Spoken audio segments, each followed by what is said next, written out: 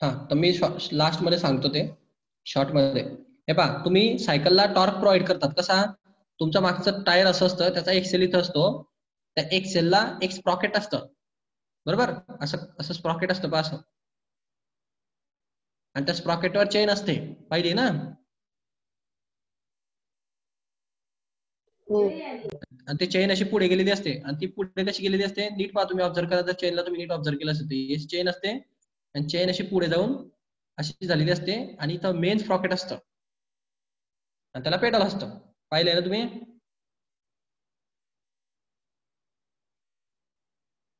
पाहिजे ना सायकल? हो सर. तर विषय असा आहे की ही चेन हे हे हे एवढं मोठं इथं स्प्रॉकेट ठेवायची काय गरज होती?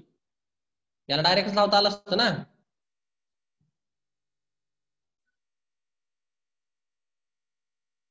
प्रश्न समजला का? हो सर, समजलं.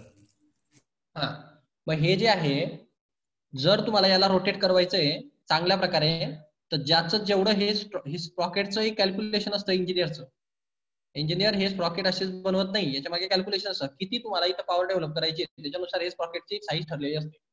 रेडियस किती असली पाहिजे, त्याचे किती टीथ असले पाहिजे, हे दोघांच्या मध्ये डिस्टन्स किती असलं पाहिजे, या सर्वांचे कॅल्क्युलेशन असतं. ते त्याच्या पॉवर डिपेंड असतं, तुम्ही कोणत्या प्रकारची किती प्रकारची पॉवर तुम्हाला पाहिजे सायकलकडनं.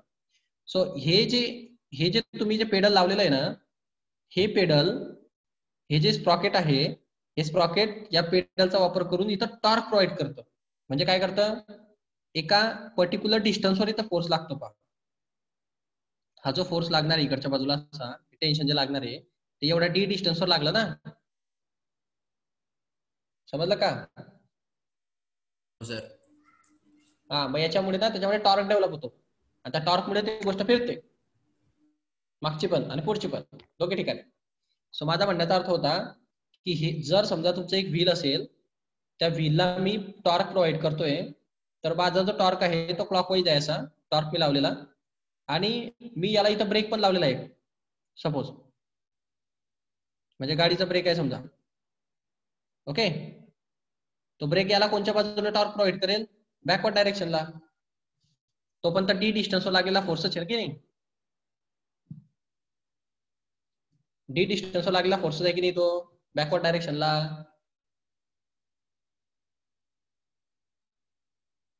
हॅलो, समजलं का? हो फ्रिक्शन म्हणजे ब्रेक काय करतो, फ्रिक्शन फोर्स लावतो बॅकवर्ड डायरेक्शनला. फ्रिक्शन फोर्स लागला, टायर वरती लागला, सेंटर पासून टायर किती डिस्टन्स दूर आहे? डी डिस्टन्स दूर आहे की नाही, रेडियस एवढं. मग डी डिस्टन्स वरती म्हणजे रेडियस एवढं, रेडियस डिस्टन्स वरती तुम्हाला एक बॅकवर्ड डायरेक्शनला फोर्स पण अप्लाय होतो की नाही, मग तो पण एक टॉर्क क्रिएट करेल की नाही? बॅकवर्ड डायरेक्शनचा फोर्स जो फ्रिक्शन मुळे तयार झालाय आर आर डिस्टन्सवर लागून. समजलं का? समजलं का? हा, आता समजा मी हा जो ऑब्जेक्ट फिरत होता, याच्यामध्ये मी इंजिनचा वापर करून मी याच्यामध्ये टॉर्क इन्क्रीज केला 10%. म्हणजे 10% त्याचा नॉर्मल टॉर्क पेक्षा अजून टॉर्क वाढला इंजिनचा वापर करून. इंजिनची पॉवर वाढवल्यामुळे टॉर्क 10% वाढला. आणि समजा मी ह्या फ्रिक्शनचा वापर करून रिव्हर्स वाला टॉर्क पण 10% तयार केला. समजलं का? समजलं का? हो नाही समजलं? हा, तर मला सांगा, ऍक्च्युअल टॉर्क मध्ये काही फरक पडला का? मग काहीच नाही, जेवढा वाढला तेवढा कमी होऊन गेला. जर इंजिननी 10% टॉर्क वाढवलेला आहे, तर फ्रिक्शन करून ब्रेकनी 10% टॉर्क रिड्यूस पण केला ना. नाही समजलं?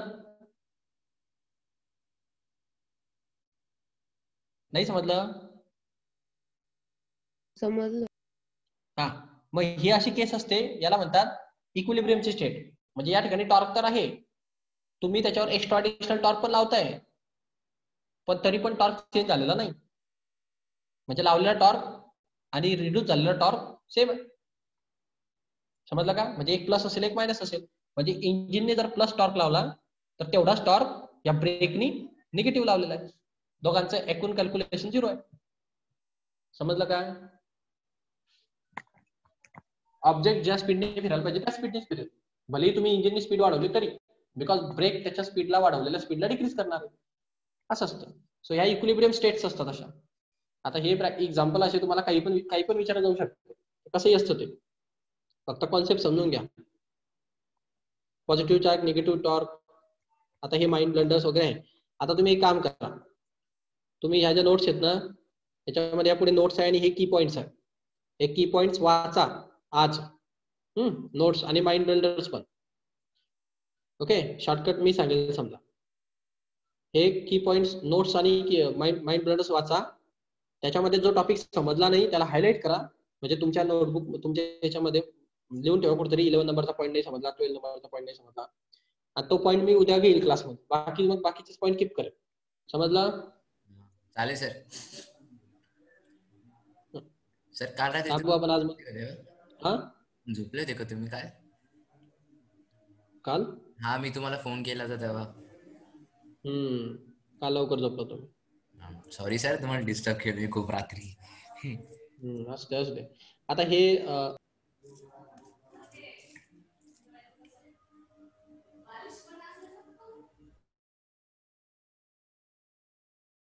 सर करायचं काय परत एकदा सांगा.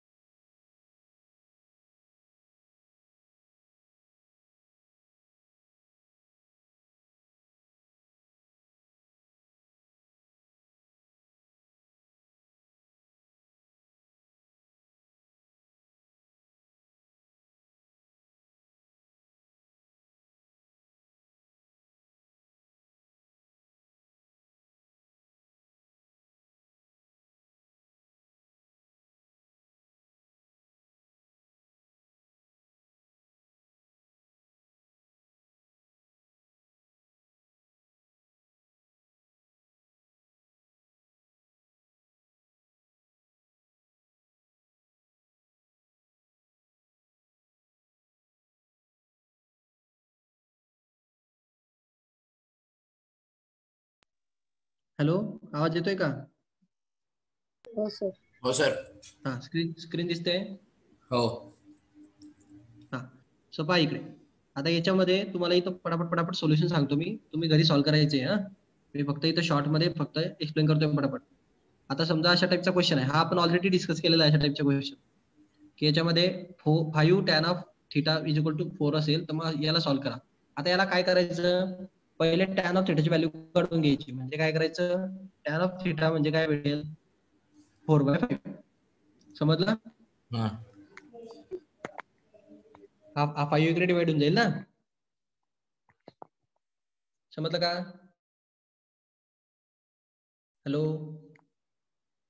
हो सर. हा, साइन ऑफ थिटा आणि कॉस ऑफ थिटाची व्हॅल्यू पाहिजे. म्हणजे साइन आणि कॉस काढायचे, 4/5 दिलंय. बरोबर? म्हणजे हा ही ऑपोजिट साइड म्हणजे 4 असेल.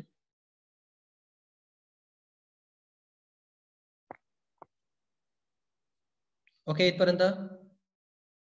सर तुमचा आवाज ब्रेक होतोय सर. हा, सो मग आता मला हायपोटेनियस जर पाहिजे म्हणजे काय असतो तो 25 येतो दोघांचे प्लस सर केली तर आपल्याला किती भेटतं 39 भेटतं का सर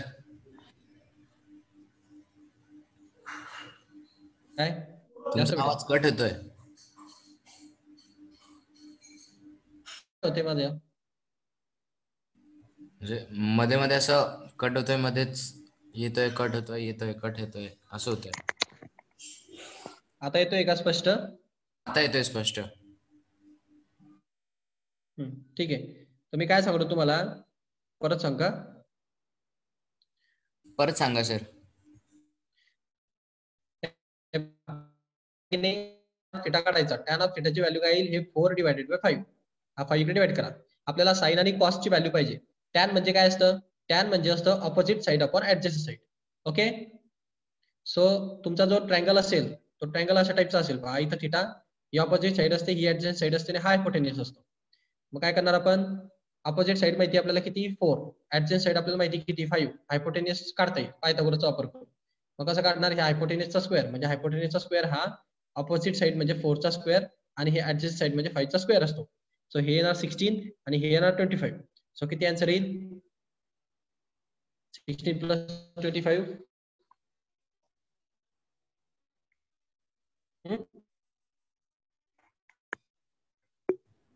ना नाही 36 36 कसं काय 41 येईल हॅलो हा आवाज सर येत नाही का सॉरी 41 बरोबर हायपोटेन्यूसचा स्क्वेअर इज इक्वल टू 41 आहे मग हा हायपोटेन्यूस म्हणजे काय भेटेल square root of 41 okay hello hypotenuse काय भेटेल स्क्वेअर रूट ऑफ 41 की नाही हो सर 7 हा 7 41 नाही येतो सर हा सर मग आता तुमचा हायपोटेन्यूस 41 आलेला आहे स्क्वेअर रूट मध्ये ओके आता पुढे पहा जो की प्राईम नंबर आहे आता तुम्ही याच्यात टाकू शकता म्हणजे तुमचा असा मॅटर झालेला असा हा स्क्वेअर रूट ऑफ 41 आहे हा 4 आहे आणि हा 5 आहे ओके आणि आता तुम्हाला साइन पाहिजे आणि कॉस पाहिजे तर साइन ऑफ थिटाची व्हॅल्यू काय भेटेल साइन ऑफ थिटा भेटेल तुम्हाला 4/41 आणि कॉस भेटेल 4/5/41 रूट ऑफ 41 टाका तिथे व्हॅल्यू आता जर याच्यात व्हॅल्यू टाकल्या मी या टर्म मध्ये तर मला काय भेटेल तर 5 त्याच्यानंतर साइन म्हणजे काय 4/√41 मायनस 3 इंटू कॉस म्हणजे काय 5/√41 divided by 5 into 4 of root of 41 minus 2 into 5 of root of 41 okay sir तुम्ही या व्हॅल्यू कशा घेतल्या आताच तर काढल्या साइन कॉसची व्हॅल्यू काय साइन म्हणजे काय ऑपोजिट साइड अपॉन हायपोटेन्यूस हा बरोबर कॉस म्हणजे ऍडजस्टंट साइड अपॉन हायपोटेन्यूस बरोबर हा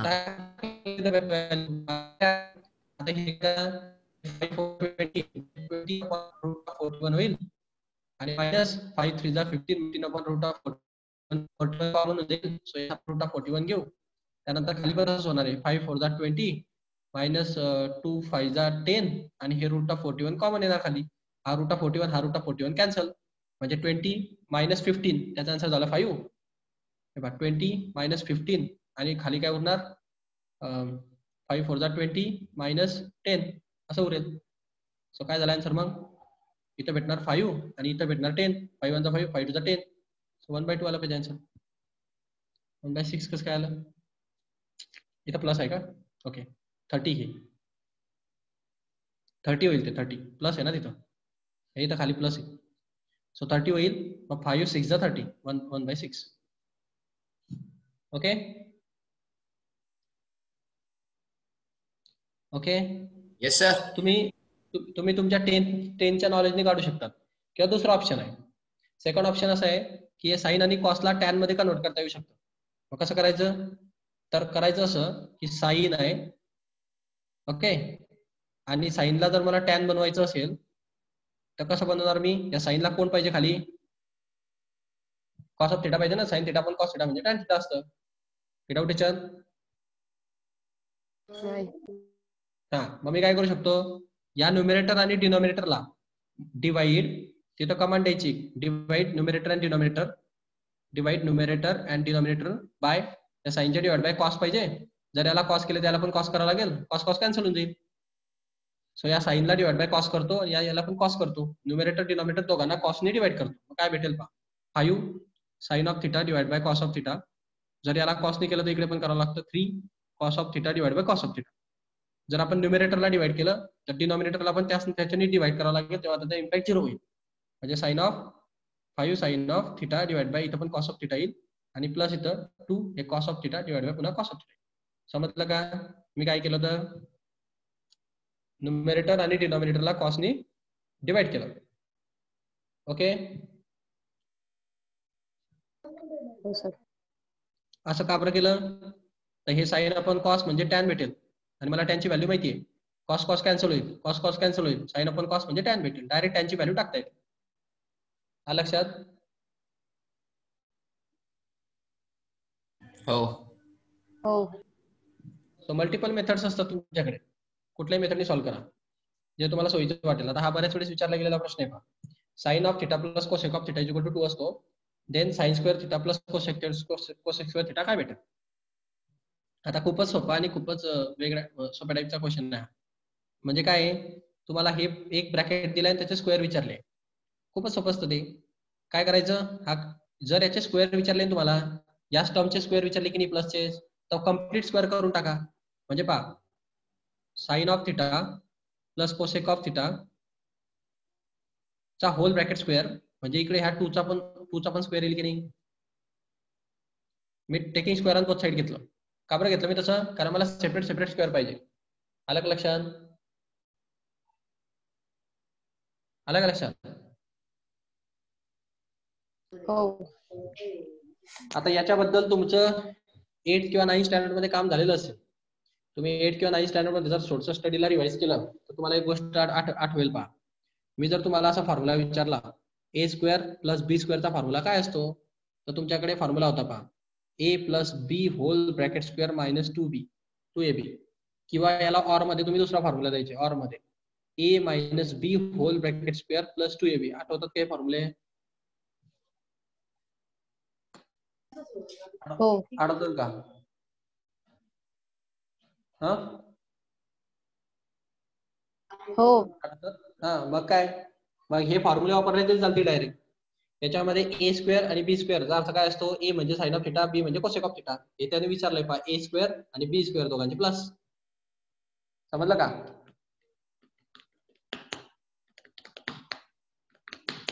समजलं का? हो सर. मग त्याच्या हिशोबाने तुम्ही हा फॉर्म्युला वापरा का हा फॉर्म्युला वापरा, मी टाकून दाखवतो मग तुम्हाला किमती. मग आता काय होईल समजा, इथं मी तुम्हाला फॉर्म्युला काय सांगितला, ए स्क्वेअर प्लस बी स्क्वेअरचा फॉर्म्युला असतो A plus B whole bracket square minus 2ab. त्याच्यामध्ये ए म्हणजे साइन ऑफ थिटा, बी म्हणजे कोसेक ऑफ थिटा. सो तुमचे या फॉर्म्युल्याच्या हिशोबाने तुम्हाला ही टर्म काढायची आहे, sine square theta plus cosec square theta. तर मग काय करणार तुम्ही, sine of theta plus cosec of theta चा whole bracket square minus 2 sine of theta into cosec of theta. समजलं? समजलं का? हो. आता मला सांगा, sine of theta plus cosec of थिटाची व्हॅल्यू त्यांनी ठेवली आहे, किती ती 2 आहे ना. Sine theta plus cosec of थिटाची व्हॅल्यू काय आहे, 2 आहे की नाही. मग इथं मी 2 टाकणार आणि 2 चा स्क्वेअर करणार. हा समजलं? हो. समजलं का? हा, राहिला प्रश्न पुढचा हा 2. साइन थिटा आणि कोसेक थिटा एकमेकाचे रिव्हर्स फंक्शन आहे. कोसेक थिटा म्हणजे काय असतं, 1 अपॉन साइन. या कोसेकला मी असं लिहिलं तर 1 अपॉन साइन चालेल का? हो चालेल ना. सर. मग ते एकमेकाला कॅन्सल करतील की नाही.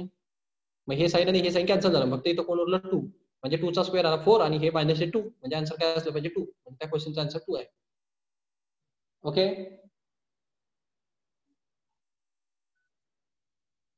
Yes sir. ओके. हा, व्हेरियस मेथड्स असतात. सो मल्टिपल मेथड्सनी तुम्ही मॅथमॅटिक्स सॉल्व्ह करू शकता. असं काही नाही की कंपल्सरी की तुम्ही हेच मेथड वापरा तेच मेथड वापरा. आपण फॉर्म्युला मेथड वापरली, यांनी काहीतरी स्क्वेअर मेथड वापरली असेल, हे पहा यांनी स्क्वेअर मेथड यूज केली आहे, होल ब्रॅकेट स्क्वेअर तेच आहे, तसंच आहे, फक्त स्क्वेअर केलाय. प्रत्येक जण वेगवेगळ्या प्रकारचे मेथड यूज करतो. ओके, आता कोणी मायनसची पण वापरेल, असं पण असतं.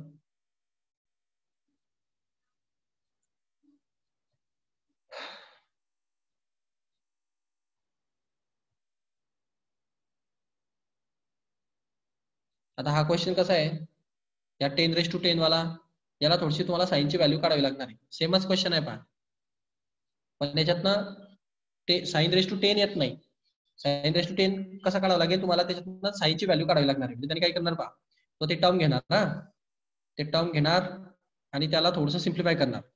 खाली पहा सॉल्युशन मध्ये पहा काय केलंय त्यांनी, ही टर्म घेतली बरोबर, याच्यामध्ये त्यांनी कोसेकची व्हॅल्यू टाकली. कोसेक म्हणजे काय असतं, 1/sin बरोबर. ओके, सो आता यांनी कम्प्लीट साइन स्क्वेअर केला इथं ऍक्च्युली, म्हणजे थोडस रिअरेंज केलं याला, साईननी याला मल्टिप्लाय करून घेतले पूर्ण इक्वेशनला साइन ऑफ थिटाने. त्याचा परिणाम त्याला असा भेटला. आलं का लक्षात? हो. यानी sine into sine sine square, cosec into sine केलं तर ते कॅन्सल होऊन जातं एकमेकाला, आणि हे 2 इंटू साइन थिटा आलं. तर हे पहा sine square plus 1 into 2 is equal to 2 sine of theta. समजला क्वेश्चन? मग काय होईल, मग आता समजा sine square theta plus 1 is equal to 2 sine of theta आहे. हा 2 साइन ऑफ थिटा इकडे घेऊन या, म्हणजे काय भेटेल तुम्हाला, एक क्वाड्रेटिक इक्वेशन भेटेल पहा, sine square theta minus 2 sine of theta plus 1. मग टेम्पररी तुम्ही काय करा, टेम्पररी तुम्ही याच्यातनं हे एक्सपान्शन आहे पहा कशाचं, कम्प्लीट स्क्वेअरचं. कम्प्लीट स्क्वेअर आहे ना तो, ते रे असं असं लिहू शकतो का मी याला, हो. Sine square theta minus 2 sine of theta into 1 plus 1चा स्क्वेअर. काय बिघडेल काय असं लिहिलं तर, सारखंच तर आहे ते. 1 ने मल्टिप्लाय केलं काही फरक पडत नाही, आणि 1चा स्क्वेअर केला तरी काही फरक पडत नाही. मग हा फॉर्म्युला आहे ना, ए स्क्वेअर मायनस 2ab प्लस बी स्क्वेअर, आहे की नाही, आहे की नाही? हो. हो मग सर. याचं simplification a minus B whole bracket square असतं. मग तसं याचं काय येईल, sine of theta minus 1 whole bracket square. Clear? मध्ये इथं आलेलं दिसतंय sine of theta minus 1 whole bracket square is equal to 0. So मी taking square root on both side घेईल. So taking square root on both side, याचा square root आहे square root, so त्याचा square root निघून जाईल, आणि 0चं square route 0 जातं. म्हणजे तुम्हाला भेटलं पहा sine of theta minus 1 is equal to 0. So sine of थिटाची व्हॅल्यू काय भेटेल, sine of theta equal to 1, minus 1 तिकडे शिफ्ट केला. एकदा साइन ऑफ थिटा तुम्हाला भेटला की त्याच्यात तुम्ही किती रेश टू काढा, मग कारण त्याची व्हॅल्यू 1च आहे, त्याची व्हॅल्यू 1च आहे की नाही. मग तुम्ही आता याच्यात किती पाहिजे तुम्हाला, साइन रेश टू 10 आणि कॉसेक रेश टू 10 पाहिजे. मग साइन रेश टू 10 म्हटलं म्हणजे काय, 1चा रेश टू 10, आणि कोसेक रेश टू 10 म्हटलं म्हणजे काय, 1/1चा रेश टू 10. कोसेक म्हणजे 1/sin असतं. समजलं? समजलं? हो. मग तुम्हाला इथं दिसतंय पहा, हे साइन रेश टू 10 आणि हे कोसेक म्हणजे काय, 1/sin raise to 10. Sine of थिटाची व्हॅल्यू 1 असते म्हणजे 1 रेश टू 10, साइन ऑफ थिटाची व्हॅल्यू 1 असते म्हणजे 1 रेश टू 10. 1 रेश टू 10 केलं तरी आन्सर 1च भेटेल, आणि 1/1 रेश टू 10 केलं तरी आन्सर 1च भेटेल. 1 + 1 2. ओके,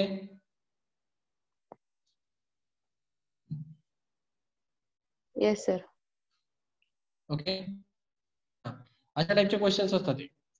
थोडंसं लॉजिक लावायचं, थोडंसं व्यवस्थित एक्सपान्शन करायचं, झालं. आता समजा अशा लेटेस्ट मध्ये जर आपण पाहायला गेले तर क्वेश्चन दिसत नाही हा.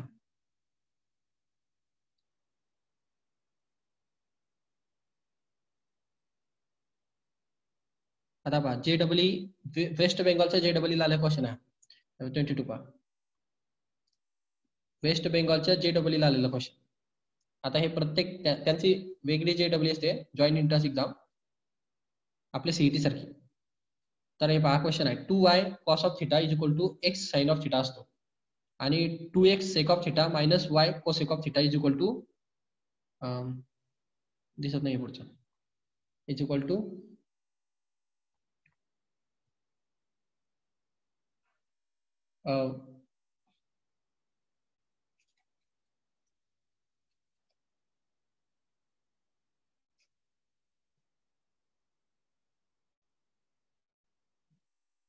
3 आहे 3. हा इथं दिलाय पहा, इथं थोडंसं रँकिंग चुकलेली आहे. हा क्वेश्चन आहे बघा 3 येते 2x sec of theta minus y cosec of theta is equal to 3 असं, तिथं पण 3च असेल मग पुढचा. Okay okay. Yes sir.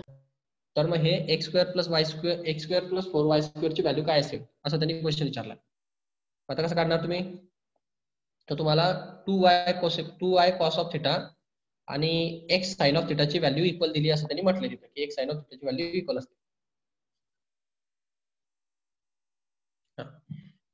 मग आता आपल्याला काढायचंय एक्स स्क्वेअर आणि 4y स्क्वेअरची व्हॅल्यू. आता ती कशी काढणार, तर पहिले आपल्याला x आणि y च्या व्हॅल्यू काढाव्या लागतील बरोबर. आणि x आणि y च्या व्हॅल्यू कुठून काढायच्या, तर थोडेसे वरचे रिलेशन्स यूज करावे लागणार आहेत, एकमेकात टाकावे लागतील ते, तेव्हा व्हॅल्यू समजतील आपल्याला. सो वरचे हे दोन रिलेशन तुम्हाला माहिती आहे बरोबर. आता कॉसची आणि साईनची व्हॅल्यू आपल्याकडे समजा जवळपास आहे. कॉस आणि साईन काय असतं एकमेकामध्ये सबस्टिट्यूट करता येतात आपल्याला. आपण काय करू, या सेकला आणि या कोसेकला कन्वर्ट करू साइन आणि कॉस मध्ये. ओके, सेक म्हणजे काय असतं 1 अपॉन कॉस ऑफ थिटा आणि कोसेक म्हणजे काय असतं 1 upon sine of theta. Okay okay, त्या व्हॅल्यू घेतल्या मी आणि इथं पहा हा 2x राहू दिला आणि तो या सेकचा 1 अपॉन कॉस दिला, हा y राहू दिला आणि या सेक कोसेकचा 1 अपॉन साइन दिला आणि हे इज इक्वल टू 3. इथपर्यंत क्लिअर.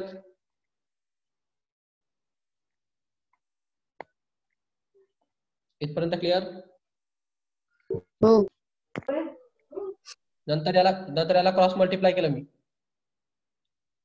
म्हणजे हे साइन इकडे मल्टिप्लाय केलं, हे कॉस इकडे मल्टिप्लाय केलं, या दोघांचं मल्टिप्लिकेशन केलं आणि ते इकडे शिफ्ट करून घेतलं. म्हणजे कसं केलंय पहा सांगतो तुम्हाला. हे पहा हा साइन इंटू हा 2x, त्याचा आन्सर काय भेटणार तुम्हाला 2x साइन ऑफ थिटा. हा कॉस इंटू वाय म्हणजे minus y cos of theta आणि डिवायडेड बाय इथं भेटणार हे साइन ऑफ थिटा आणि cos of theta is equal to 3. Cross multiplication. So ही sine of theta cos of थिटाची term इकडे शिफ्ट करतो. सो मला भेटलं 2x sine of theta minus y cos of theta is equal to 3 sine of theta cos of theta. Okay,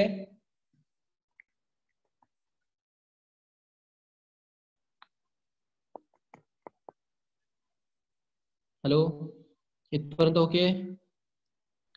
हो sir.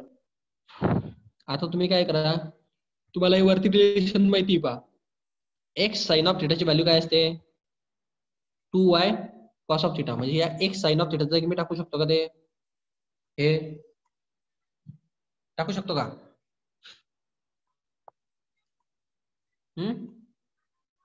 हो. टाकून द्या. मग ती व्हॅल्यू इथं टाका आणि सिम्प्लिफाय करा. म्हणजे काय भेटेल तुम्हाला पहा, असं भेटेल. हे असं इक्वेशन तुमचं आलेलं होतं, याला सिम्प्लिफाय केलंय तरी. तर तुम्ही या एक्स साइन ऑफ थिटा जागी हे टाकणार 2y कॉस ऑफ थिटा ही व्हॅल्यू. सो ही व्हॅल्यू टाकल्यानंतर तुम्हाला असं भेटेल पहा 2 इंटू हे 2y cos of theta minus y cos of theta is equal to 3 sine of theta cos of theta. So is equal to आता इथं पहा हे 4y कॉस ऑफ थिटा आणि हे minus y cos of theta म्हणजे 3y cos of theta उरलं की नाही. हे 4 होईल 4y कॉस ऑफ थिटा आणि हे minus y cos of theta. 4y cos theta म्हणून 1y कॉस थिटा गेलं. सो 3y कॉस थिटा उरेल. समजलं का? हो सर. आणि हे इज इक्वल टू हे साइन ऑफ थिटा हे कॉस ऑफ थिटा उरलंय. आता मला जर y ची व्हॅल्यू पाहिजे असेल तर मी काय करेल, हा 3 कॉस ऑफ थिटा इकडे डिवाइड करेल. समजला.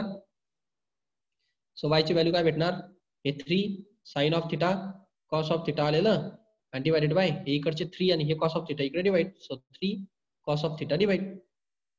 ओके. सो 3 आणि कॉस ऑफ थिटा कॅन्सल.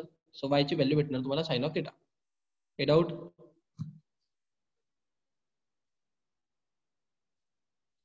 हे डाऊट? नाही. नंतर ही y ची व्हॅल्यू घ्यायची आणि या पहिल्या इक्वेशन मध्ये टाकायची म्हणजे x भेटेल. बरोबर ना? y ची व्हॅल्यू आली तुमची काय? Sine of theta. ती घेणे सबस्टिट्यूट करायच्या मध्ये म्हणजे पार्ट 2. y ची व्हॅल्यू आहे साइन ऑफ थिटा आणि इंटू हा cos of theta is equal to हे x आणि हे साइन ऑफ थिटा. बरोबर. आता याच्यामध्ये हा साइन ऑफ थिटा आणि हा साइन ऑफ थिटा कॅन्सल. मग x ची व्हॅल्यू काय भेटली? x इज इक्वल टू असतो 2 कॉस ऑफ थिटा. समजला? हो. x आणि y च्या व्हॅल्यू भेटल्या. सबस्टिट्यूट करायचे त्याच्यात. तुम्हाला काय पाहिजे? x square plus 4y square. तर मग x स्क्वेअर म्हणजे कोण? x म्हणजे काय होतं? x म्हणजे होतं 2 कॉस ऑफ थिटा चा कम्प्लीट स्क्वेअर येईल. मग त्याच्यानंतर प्लस 4 y ची व्हॅल्यू काय होती? साइन ऑफ थिटा होती. साइन ऑफ थिटाचा स्क्वेअर. मग काय आन्सर येतं पहा. 2 चा हा स्क्वेअर 2 चा पण काय कॉस स्क्वेअरचा पण म्हणजे 4 कॉस स्क्वेअर थिटा प्लस हा 4 साइन स्क्वेअर थिटा. याच्यातनं 4 कॉमन निघेल. हा 4 आणि हा 4 कॉमन. सो मध्ये काय उरलं? Cos square theta plus sine square theta ही आयडेंटिटी आहे. त्याचा आन्सर काय असतं? 1.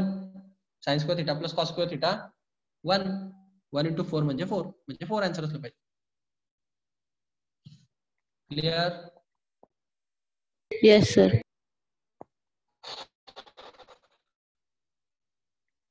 सो असा हा एकंदरीत प्रकार असतो. ओके. हो सर. मग आता हे तुम्हाला प्रॅक्टिस करता येईल का? करा. अजून काही सांगून घेईल मी याच्यातले ट्रिग्नोमेट्री मधले. तुम्ही अगोदरचे सॉल्व्ह करा. मी नंतरचे कॉम्पिटिटिव्हचे अशा टाइपचे क्वेश्चन तुम्हाला करून दाखवतो. प्रत्येक क्वेश्चनला प्रॅक्टिस करा. ट्रिग्नोमेट्रीला एकच उपाय आहे. तो म्हणजे काय? प्रॅक्टिस. प्रॅक्टिस. विदाउट प्रॅक्टिस तुम्ही ट्रिग्नोमेट्री सॉल्व्ह करू शकत नाही. इम्पॉसिबल आहे. कितीही हुशार असो तुम्ही. जोपर्यंत तुम्ही याचे 200 to 300 च्या आसपास क्वेश्चन सॉल्व्ह करत नाही तोपर्यंत तुमच्यावर ती लेवलच येत नाही तुमची जे असायला पाहिजे. So up to 200-300 question solve करा. स्वतः लिहा, स्वतः सॉल्व्ह करा, पाहून पाहून सॉल्व्ह करा. काही अडचण नाही. पाहून पाहून करा मी म्हणतो. अजिबात काही प्रॉब्लेम नाही. पण एक दिवस असा येईल की तुम्ही स्वतः सॉल्व्ह करणार. सर मला याचं PDF दोन्ही सेंड करा ना. सगळं ग्रुप वरती टाकलेलं आहे. ते थोडं कन्फ्युज होतं म्हणून असं ते दोनच टाका ना. ठीक आहे. हा. थांबू आपण आधी. ओके. हो सर.